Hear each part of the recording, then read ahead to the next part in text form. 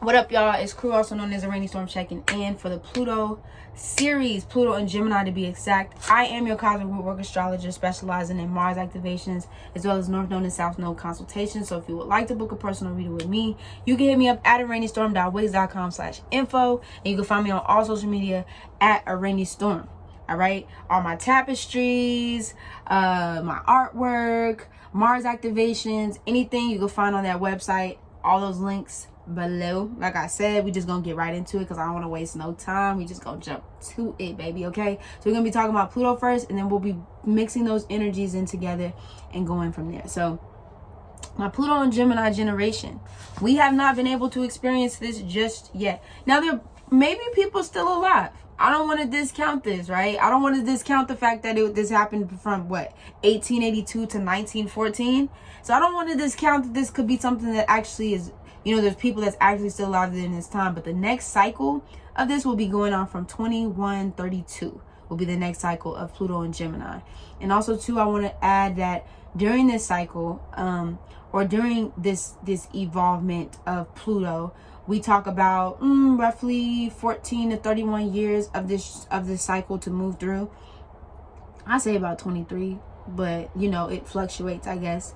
So 1882, 1914, this is when new forms of transportation started happening from city to city. People were, because Gemini is localized, more local, versus Sagittarius, which is like global communities and things like that.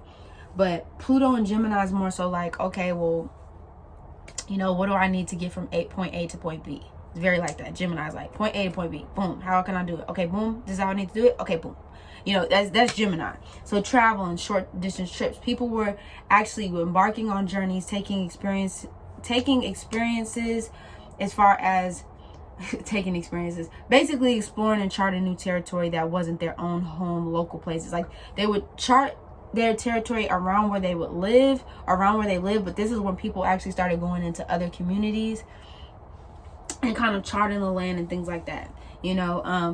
Definitely like media, as far as like newspapers and things like that, was booming during this time. So the local town having like a newsletter or a newspaper, whatever, to let you know what was going on in that city or what was going on in other cities and things like that. So new forms of communication, new forms of transportation, right?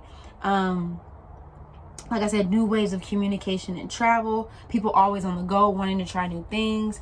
You know what I mean? Because and it's not to say, and I say this especially for Pluto and Taurus generation, people are very comfortable with Pluto and Taurus. People are very comfortable where they're at. They're not really too, they're not really too gun-ho. And not gun-ho and to say that they don't want to, but they're comfortable at home. Are they comfortable in their familiar surroundings? Pluto and Gemini is like, no, we want to do something different. We tired of being at home. We tired of staying in. Like, we want to do something different. We want to read different books. We want to see different people. We want to talk to different people, communicate in different languages, or whatever the case may be. Pluto and Gemini really pushed or encouraged this sense of getting out there and talking to new people and exploring different places and things. So is that Geminian curiosity. I don't think I even talked about Pluto.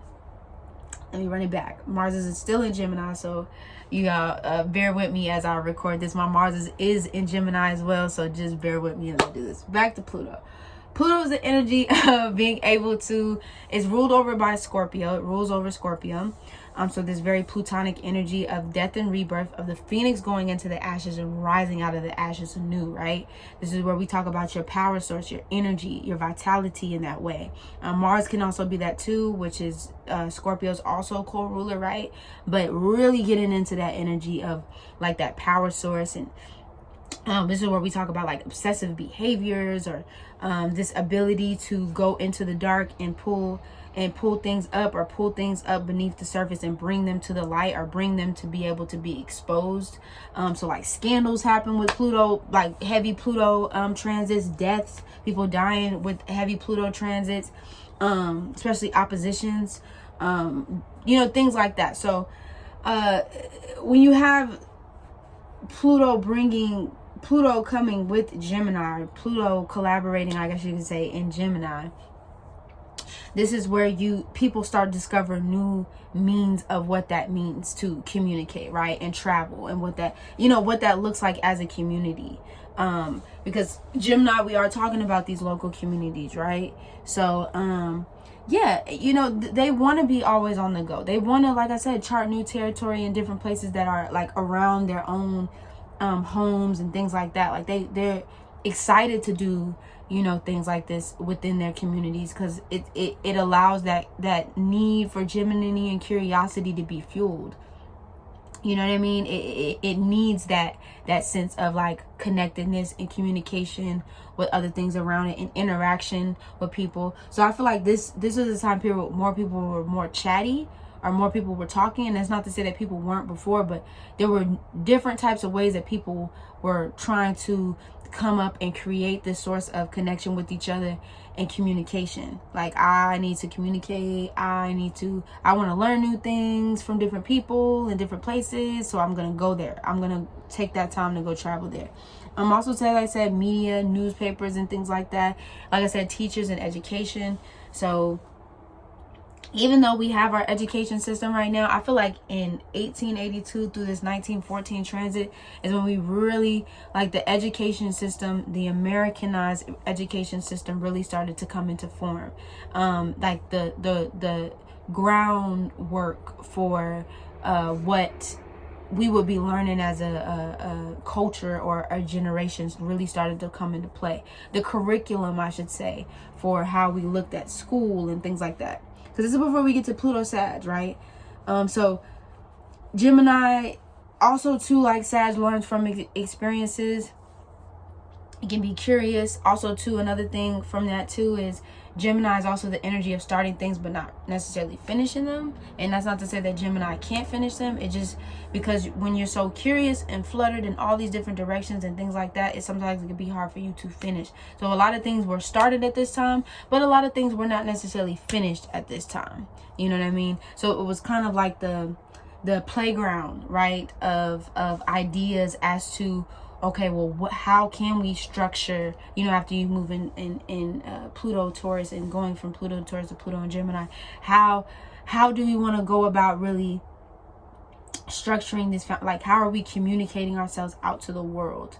You feel me? Like, how do we want to set this colonized world up? You feel me? As far as our curriculums and the way people are, you know, moving, and you know what I mean? It was just a different time period here.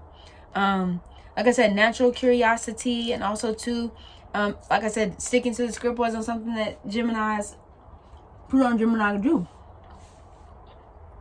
So good. It's oranges, y'all. I've been eating this since the Pluto Taurus one. I'm sorry, y'all, but it's so fucking good. It's so refreshing and good. And I'm hungry as hell. So after this video, after Pluto Cancer, I'm gonna go get some food for real. And Venus just moved into Taurus, so a lot of this in my third house, so a lot of this shit going on. But yeah, that is a bit about Pluto Gemini generation, or Pluto Gemini energy. It's going to pull those things up.